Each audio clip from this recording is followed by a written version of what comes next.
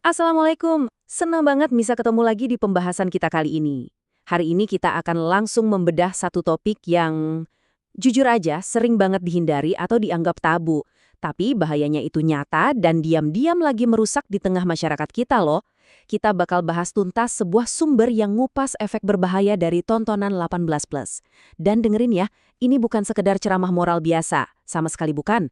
Ini tuh analisis yang terstruktur banget tentang gimana konten kayak gini, pelan-pelan tapi pasti, menghancurkan hati, meracuni pikiran, dan parahnya lagi, bisa sampai bikin kehidupan rumah tangga hancur berantakan.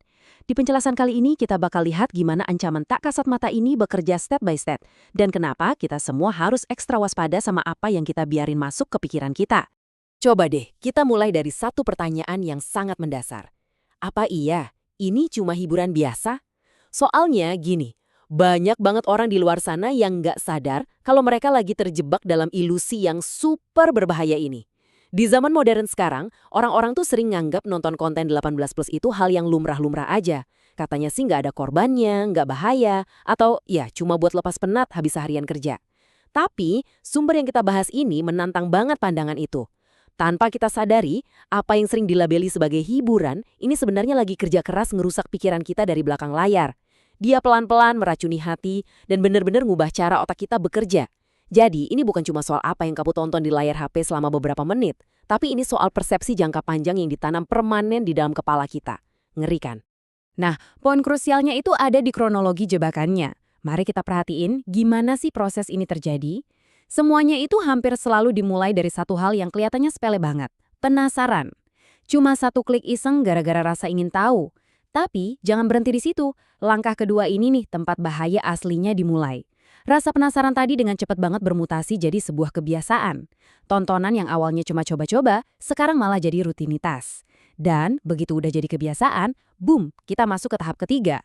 Pikiran kita mulai dipenuhi sama hal-hal kotor secara terus-menerus. Otak kita seolah-olah diprogram ulang buat selalu mikirin hal itu. Dan puncaknya, kita sampai di langkah keempat yang paling menyedihkan. Hati jadi makin sulit dijaga, sensitivitas spiritual kita benar-benar jadi tumpul drastis. Ini tuh eskalasi yang logis banget, tapi bikin merinding. Nunjukin betapa cepatnya rasa penasaran berubah jadi borgol kuat yang ngikat dan matiin fungsi hati kita. Untuk lebih gampangnya, coba deh kamu bayangin perbandingan ini. Di satu sisi ada hubungan yang halal. Sebuah ikatan pernikahan suci yang dibangun pakai komitmen dan cinta sejati di dunia nyata. Hubungan yang kasih sayangnya tuh organik banget. Tapi di sisi lain, ada bayangan haram yang mengintai dari apa yang sering ditonton. Teks kita nyorotin satu realitas psikologis yang miris banget. Bayangin, bahkan pas seseorang lagi ngejalanin keintiman yang halal sama pasangannya, pikiran mereka malah ke-distract sama adegan-adegan haram yang pernah mereka tonton. Dosa masa lalu atau kebiasaan buruk ini literally masuk dan ngerusak koneksi suci di dunia nyata. Jadi kalau ada argumen yang bilang ini tuh kejahatan tanpa korban, itu salah besar. Korbannya ada. Dan korbannya adalah keintiman, ketulusan dan keutuhan hubungan kamu sendiri sama orang yang paling kamu cintai. Efeknya nggak cuma berhenti di situ loh. Ini terus berkembang jadi sesuatu yang jauh lebih destruktif. Tontonan kayak gini tuh ibarat kita ngebuka paksa gerbang utamanya setan. Abis itu, terjadilah efek domino yang mengerikan. Konten ini nggak cuma ngasih kepuasan sesaat, tapi dia benar-benar jadi pintu gerbang yang sengaja nyeret kita ke dosa-dosa yang jauh lebih besar. Sumber teks kita ngejelasin mekanismenya dengan sangat logis. Sedikit demi sedikit, hati jadi rusak, batasan moral kita terkikis, rasa malu kita berkurang, dan ujung-ujungnya, perbuatan maksiat bakal kerasa biasa-biasa aja. And you know what? Pas rasa malu udah hilang dari diri seseorang, benteng pertahanan terakhir kita itu benar-benar runtuh. Sesuatu yang dulunya mungkin bikin kita ngerasa bersalah banget, sekarang malah jadi hal yang kita normalisasi dan kita terima gitu aja. Nah, inilah sebenarnya tujuan akhir dari jebakan tersebut. Ngadepin bahaya yang sesistematis dan merusak ini, Allah sebenarnya udah ngasih solusi pamungkas dari ribuan tahun yang lalu. Di dalam Al-Quran, Allah berfirman, "Kullil mu'minina yaghuddu min absarihim wa yahfadhu furujahum. Dzalika azka lahum, innallaha khabirum bima yasnaun." Maknanya jelas dan tegas banget. Katakanlah kepada laki-laki yang beriman, hendaklah mereka menjaga pandangannya dan memelihara kemaluannya. Demikian itu lebih suci bagi mereka. Sesungguhnya Allah maha teliti terhadap apa yang mereka perbuat. Ini adalah surah An-Nur ayat 30. Solusi buat ngejaga hati itu ternyata dimulai dari sesuatu yang sangat fisik, yaitu pandangan. Dengan ngontrol mata, kita itu lagi nyuci jiwa kita dari dalam loh. Dan di ujung ayat, Allah ngingetin bahwa Dia itu maha mengetahui.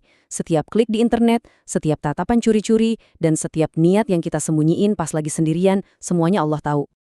Berangkat dari fondasi Al-Quran tadi, sekarang kita beralih ke peringatan tegas dari Rasulullah yang bakal ngebuka mata kita soal betapa kompleksnya dosa ini. Gini ya, sebagai manusia biasa, kita sering banget ngartiin zina itu cuma sebatas perbuatan fisik secara langsung antara dua orang. Seolah-olah kita ngerasa, selama gua nggak ngelakuin itu, gua sepenuhnya aman. Tapi tunggu dulu, kebijaksanaan dan peringatan dari Nabi justru ngebongkar ilusi aman itu. Beliau ngajarin kita kalau kejahatan fisik itu sesungguhnya cuma ujung dari gunung es. Nggak ada ceritanya sebuah tindakan fisik itu terjadi tiba-tiba dari ruang hampa. Semuanya itu bermula, diproses, dan diinkubasi jauh-jauh sebelum tindakan nyata itu akhirnya kejadian. Mari kita bedah konsepnya lebih dalam lagi. Dalam sebuah hadis riwayat Bukhari, nomor 6243, dari Abu Hurairah radhiyallahu anhu, Nabi bersabda, "Kutiba ala ibni Adama nasibuhu minaz zina, mudrikun dzalika la mahalata.